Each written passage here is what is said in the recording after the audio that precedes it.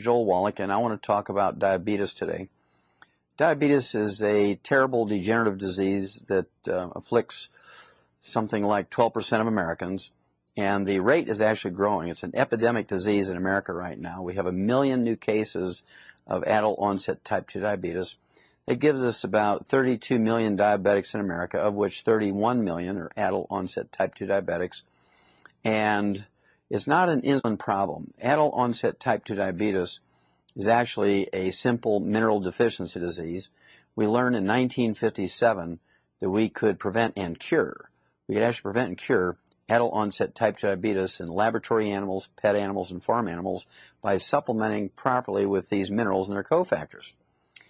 This lay dormant in human beings for 20 years. Some 20 years later, 1977, it was actually proven again in human beings that these minerals, these trace minerals and their cofactors, could in fact support normal and healthy blood sugar levels, and people could wean off their insulin, go back to fairly normal lives.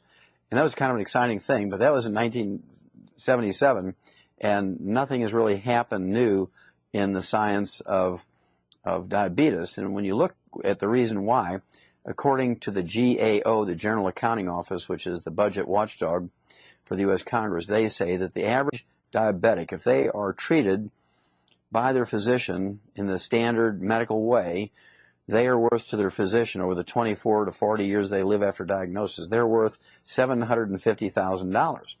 If the doctor gives a nutritional counseling to the patient that has adult-onset type 2 diabetes, what happens is they get an extra $30 for an extended office visit tacked onto their $50 office visit, and so $30 compared with $750,000 is not exciting. Well, when you look at the blood levels of these minerals since 1948 through the modern times, through the 21st century, these blood levels of these minerals have dropped like a rock. They've dropped from 1,000 parts per million down to 0.13 parts per million since 1948. And the amount of carbohydrates that the average American eats has gone up considerably. According to the U.S. Department of Agriculture, 100 years ago, the average Americans ate about a pound of sugar per person per year. A pound of sugar per person per year. Today, 100 years later, according to the U.S. Department of Agriculture, the average American is eating 157 pounds of sugar per person per year. Now you're looking at a half a pound a day compared to a half a pound to a pound a year 100 years ago. So the carbohydrate stream we have now is enormous. And this carbohydrate stream coming from all kinds of snack foods and more potatoes and more pasta and more noodles and more breads and more cereals and so on, plus the mineral deficiencies are the basic root cause of this epidemic, this true epidemic of the adult-onset type 2 diabetes. Another interesting fact about adult-onset type 2 diabetes is these people actually make more insulin, as much as 10 times more insulin as non-diabetics. Because they make lots of insulin, if the patient inquires of their doctor, say, hey, am I not making any insulin? If the doctor is honest, he'll say, well, yeah, you're making insulin, but you're insulin resistant. You're an insulin resistant diabetic. Well, you're insulin resistant because you're not taking in the mineral cofactors necessary for that insulin to work properly. You give yourself those minerals, the insulin starts working, blood sugar starts dropping, and magic things happen. Now, if there's anything good about being adult-onset type 2 diabetic, it's that the patient has been empowered by the medical doctor, their doctor, to test themselves on a daily basis. They've been empowered to adjust their own medication. They don't have to call in. They don't have to run in 4 times a day to test themselves or to get the doctor or the doctor's nurse to test them or to adjust their medication. The diabetic is taught how to do this themselves. So with a proper supplement program, you'll find that you can actually reduce the amount of insulin you're taking, and you'll be able to go back to a fairly normal life. And we've talked about this before, but I want to again bring up groups of people who are just really, really great control groups, if you want to use that term. If you look at the Amish in America, and they've been on the North American continent for 300 years, and they haven't changed much in the way they eat and the way they live and how their cultural activities go on. And the Amish, of course, have modern neighbors right on the other side of the fence in which they live. The Amish shun the use of automobiles and so forth, and trucks and tractors. They still use horses to power farm implements and carry their buggies around and so on. The Amish don't use electricity or propane or natural gas. The Amish still use wood as their primary fuel. And they have the byproduct of wood ashes.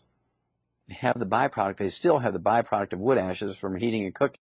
And they put these wood ashes into their gardens for their families, where they grow grains and vegetables and fruit and nuts.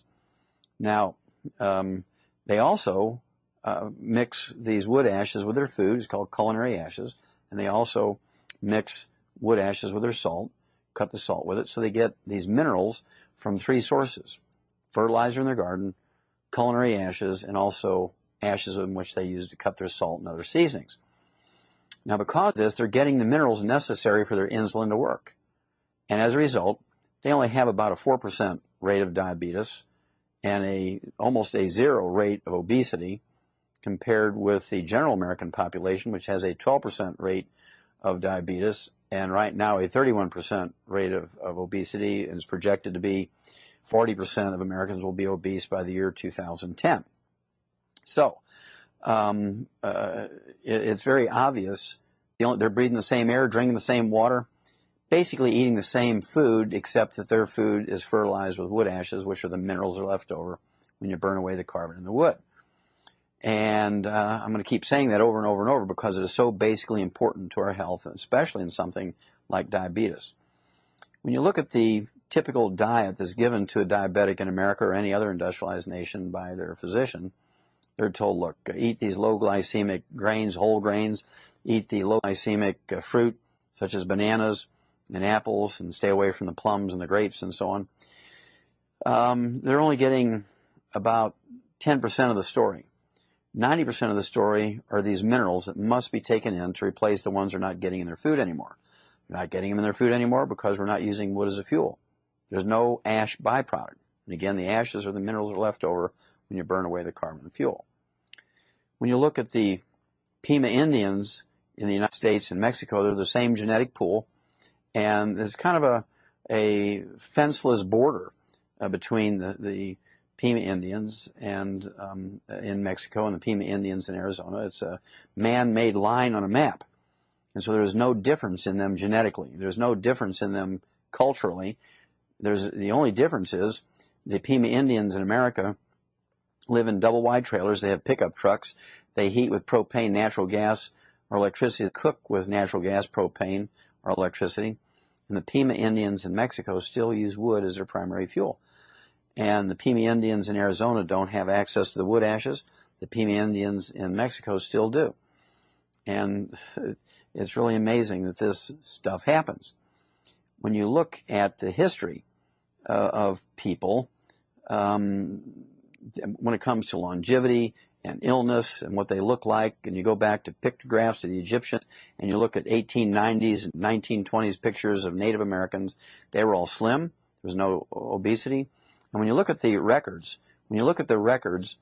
of the military doctors and the early country doctors of people who would in fact take care of the Native American populations, they had little or no records of diabetes in these people, little or no records of obesity in these people. And that's because they were still mixing wood ashes into their corn to make their tortillas, or culinary ashes. They were still putting wood ashes into their gardens. And the wood ashes, again, are the minerals that are left over when you burn away the carbon of the wood. Now, why do we have so many young people today with adult onset type 2 diabetes? The name implies that adult onset type 2 diabetes actually occurred in people over the age of 50 or 60, and 50, 60 years ago, that's the way it was.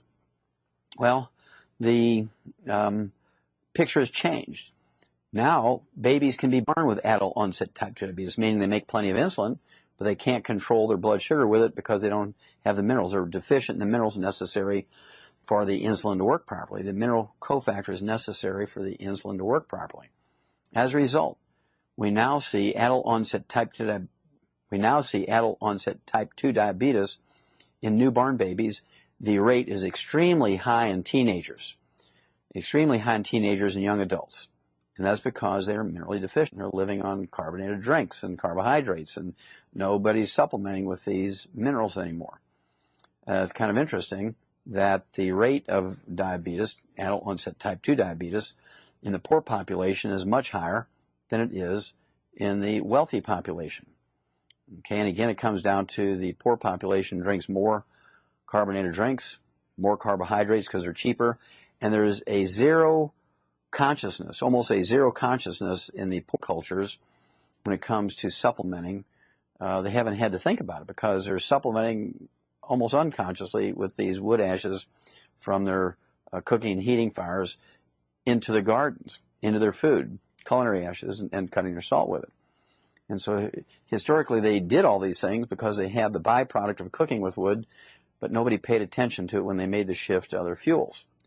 Now, many doctors will want people to believe that there's a terrible black gene that causes the high rate of diabetes and obesity in the African American population in America and other industrialized nations. Well, that's not true because they've shown very clearly with a great study where they went to Africa, Nigeria, and also in Great Britain. They showed that obesity and high blood pressure and diabetes is not genetic. It has to do with something else. It has to do with what they eat, what they don't eat, what they supplement with, what they don't supplement with.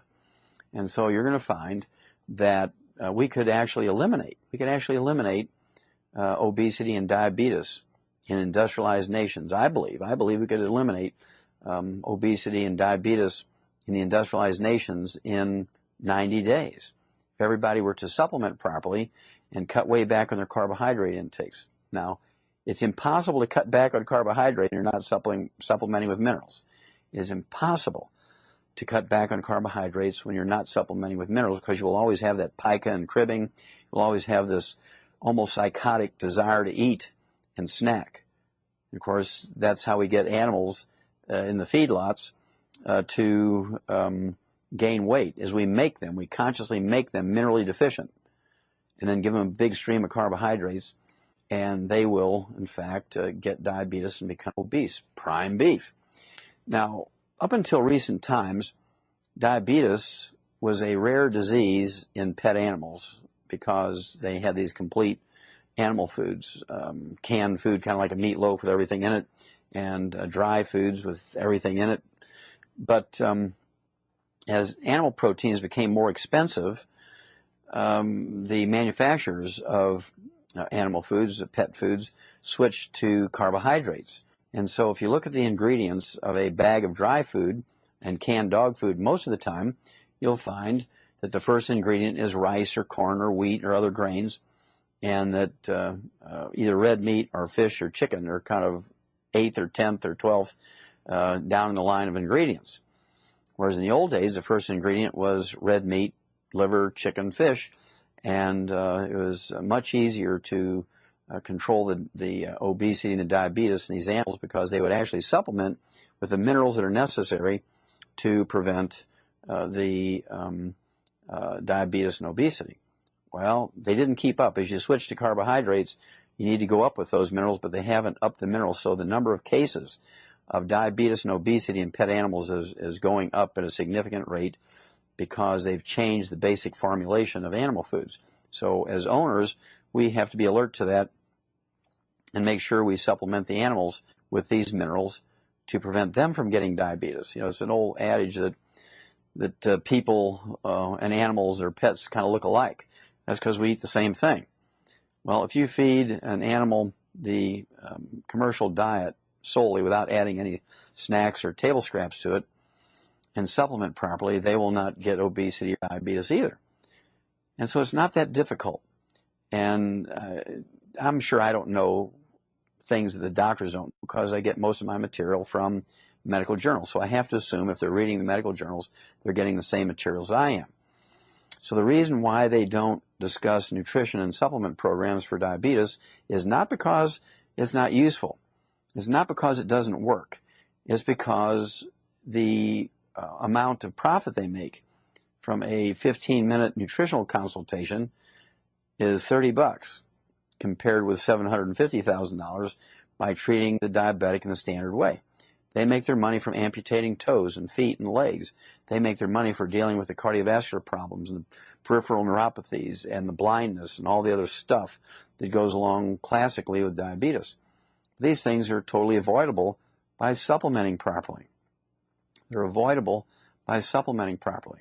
Enormous amount of research on this in every industrialized nation. Enormous amount has been published going back to 1957. 1957 is when this really was first recognized that adult onset type 2 diabetes is a mineral deficiency disease.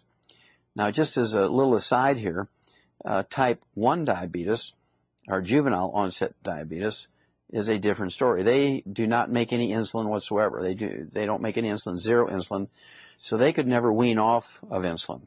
However, by supplementing properly with the right minerals and their cofactors, and getting back on the carbohydrates and getting them to eat more protein and more vegetables, you can significantly reduce the amount of insulin necessary to manage their blood sugar and keep it down to where damage is not being caused to the eyes and the bones and the heart and cardiovascular system and the nerves and the bones and muscles and so forth.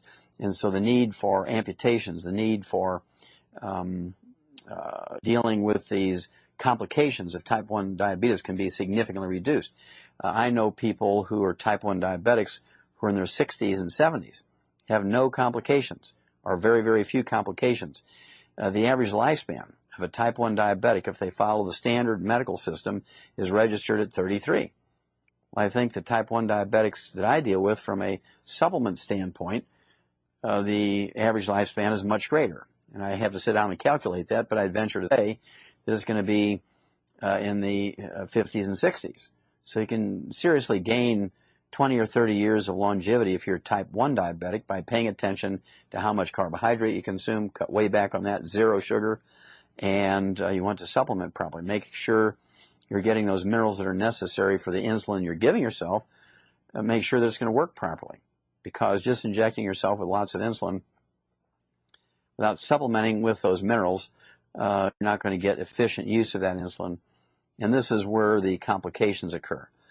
This is so simple, it's scary. And so if you supplement properly, you avoid the intake of carbohydrates. And remember, there is no nutritional requirement for carbohydrates. Some people say to me, well, I can't live without them. I crave them. I just dream about them. That's all I want to think about is carbohydrates. How can you give up carbohydrates? Well, without supplementation, it's impossible. So I'll go along with that. Without supplementation, giving up carbohydrates is a impossible feat. Nobody is strong-willed enough to do it. Okay? Nobody could do it. Even King Kong couldn't do it. However, when you supplement with the minerals, the cravings, the munchies, the binge-eating behaviors, the pike of the cribbing go away. And when they go away, it's very, very simple. And again, as a diabetic, you do not want to eat carbohydrates. You can eat after 7 p.m., but you do not want to eat any carbohydrates after 7 p.m. Zero.